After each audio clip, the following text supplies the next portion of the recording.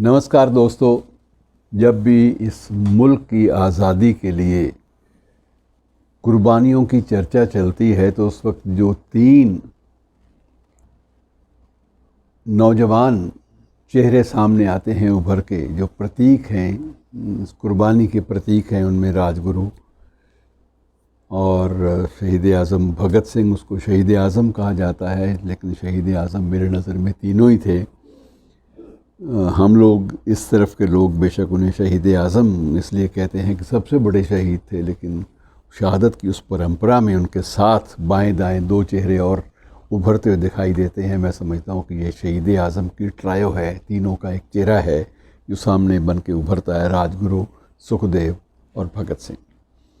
इनमें सुखदेव और भगत सिंह दोनों का ताल्लुक़, दोनों का संबंध पंजाब से था और राजगुरु महाराष्ट्रियन थे। देश जब भी गुज़रा है स्वाधीनता संग्राम के दिनों में, आप अंदाज़ा लगाइए कि उस वक्त ये कोई इस बात का कोई लिहाज नहीं था कि कौन किस प्रदेश से है। पूरे समग्र देश के लोग उस संघर्ष में मिलकर जूझे थे और ये तीनों की जो शहादत है, राजगुरु, सुखदेव और भगत सिंह की, ये सिद्ध करने के लिए काफ़ी है कि पूरे देश ने कुर्बानियों का एक अद्भुत इतिहास रचा।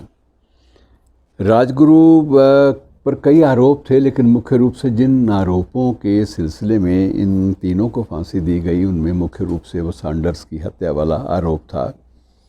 और उसमें राजगुरु ने स्वेच्छा से ये कहा था कि मुझे कुर्बानी के वक्त कम से कम पीछे ना छोड़ना यार, मुझे साथ लेके चलो।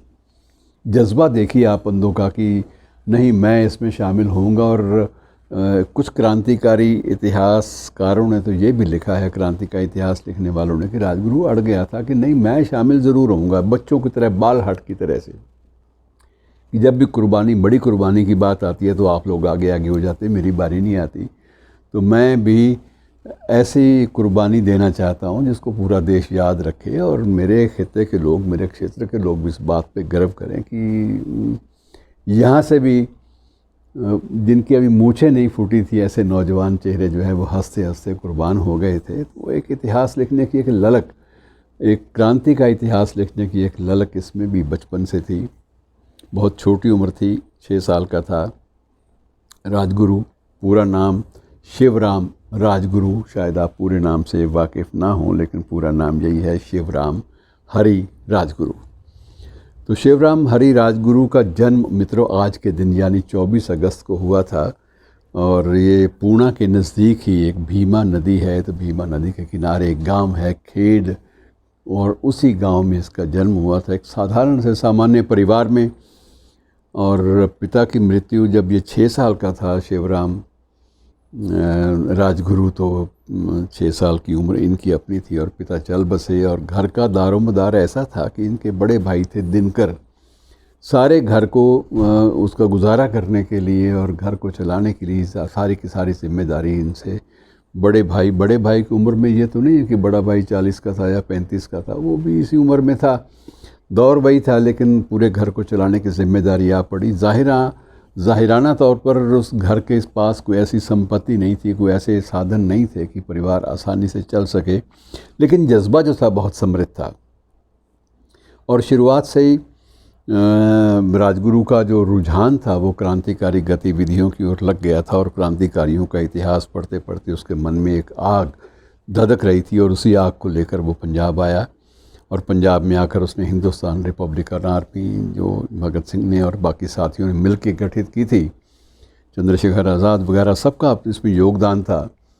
तो उसमें अपने आप को इसने एनरोल किया। जो कड़ी परीक्षा के जो तौर तरीके होते हैं, क्योंकि उस संस्थान में प्रवेश के लिए ये नहीं होता था कि आप आए, आपने पर्ची दी और अपना परिचय दिया और उसके बाद दाखिल हो गए ना, कड़ा इम्तहान देना पड़ता था। कई बार तो एक जलती हुई शमा के ऊपर हाथ जलाकर घंटों रखा जाता था कि आदमी कितना विचलित होता है, कितना नहीं। और कड़ी परीक्षाएं होती थी, मेरा मतलब कहने का ये है। और उन कड़ी परीक्षाओं के बीच में से ये जो बालक के रूप में जो राजगुरु प्रविष्ट हुआ था, इनके साथ क्रांतिकारियों के इस जुंडली के साथ इस ग्रुप के साथ, इस गुट के साथ मिला था, तो वो वही जज्बा लेकर आया था। उसने हर परीक्षा इनकी पास की, हर इम्तहान में खरा उतरा और आखिर में ये तय हो गया कि ये जो सैंडर्स वाला मामला है, स्कॉट या सैंडर्स कह लीजिए आप, क्योंकि स्कॉट को मारना उनका उद्देश्य था, सैंडर्स की हत्या का तो वो एक बहाना बन गया। तो ये सारी चीज़ें जो हैं एक प्रकार से ऐसी जाल बुना गया कि जिसमें एक्टिव पार्टिसिपेशन राजगुरु की भी स्वीकार कर ली गई कि ये भी एक्टिवली इस ऑपरेशन में पार्टिसिपेट करेगा। और वही हुआ, गिरफ्तारियां हुई, ये भी धर दबोचा गया। और मित्रों, आप अंदाज़ा लगाइए कि कितनी उम्र होगी राजगुरु की जब उसने फांसी के फंदे को चूमा। सिर्फ 22 वर्ष। 22 वर्ष की इतिहास में, 22 वर्ष की उम्र में हंसते हंसते फांसी को चूमना कितनी बड़ी बात होती है। हम शहीद आज़म को तो बड़े फ़ख्र से याद करते ही हैं कि आखिर वो हमारा महानायक और आइकॉनिक एक शख्सियत हमारे सामने खड़ी होती है। उसकी वैचारिकता भी बहुत अनेक मामलों में बहुत सारे गंभीर चिंतन का विषय कई बार बन जाती है, क्योंकि उसने बहुत पढ़ा था, भगत सिंह ने बहुत ज़्यादा क्रांतिकारियों का इतिहास पढ़ा था। राजगुरु स्वयं उन दिनों भी कहते थे, जो ये मनमथ नाथ गुप्त और बाकी लोगों ने इतिहास लिखे हैं, यशपाल ने, सब ने जिक्र किया कि राजगुरु के मन में ये था कि उसे लगता था कि ये भगत सिंह भी एक आइकॉन है, ये भी एक आदर्श पुरुष है। और वो कहता है कि मैं बहुत कुछ ना भी पढ़ूं तो भगत सिंह के करीब रह लूँ, इसको देख लूँ, इसको पढ़ लूँ, तो मुझे लगता है कि सब कुछ पढ़ लिया।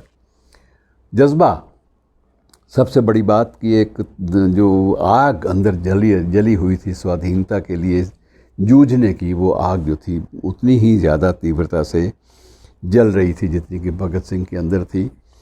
और जब तीनों गिरफ्तार किए गए तो उसके बाद भी बहुत ही प्रयास इस बात के किए गए कि राजगुरु को तोड़ा जाए भीतर से, और ये सरकारी गवाह बने। कई पेशकश भी हुई, बहुत सारे लालच भी दिए गए, इसके परिजनों को कोशिश की गई वर्गलाने की, लेकिन किसी बात का कोई असर नहीं हुआ। और इसने भी उसी दिन 23 मार्च तय थी शहादत का दिन, लेकिन उनको फांसी जो थी 22 मार्च को, एक दिन पहले दे दी गई थी तीनों को ही।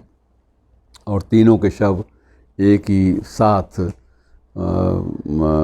हुसैनी वाला सीमा पर ले जाकर वहाँ पर इनका दाह संस्कार हुआ। और उसके बाद दाह संस्कार में ठीक है, वो जो परंपरागत रूप से होता था कि जब शहीद हैं या कोई दिवंगत है तो उसके लिए एक ग्रंथी का भी प्रबंध किया गया था, एक पंडित का प्रबंध किया गया था। ये पंडित जी महाराज थे। तो इस प्रकार से पूरा वो तो ठीक है कि जो औपचारिकताएं थी वो निभाई गई, लेकिन उन औपचारिकताओं के साथ जो एक बेरहमी से जो उनको फांसी दी गई, वो बड़ा एक अजीब मामला है कि जब तारीख तय हो गई कि इनको 23 मार्च तक सांस लेने का हक है और 23 मार्च को उन्हें फांसी दी जानी है, तो 22 मार्च को अनायासी सरकार ये फैसला कर लेती है कि यार ये इनको जल्दी फांसी दे दो एक दिन पहले, वरना आग लग जाएगी। इतना भय, मतलब इनकी शहादत जो थी वो भी एक भय बन गई थी, आतंक बन गई थी।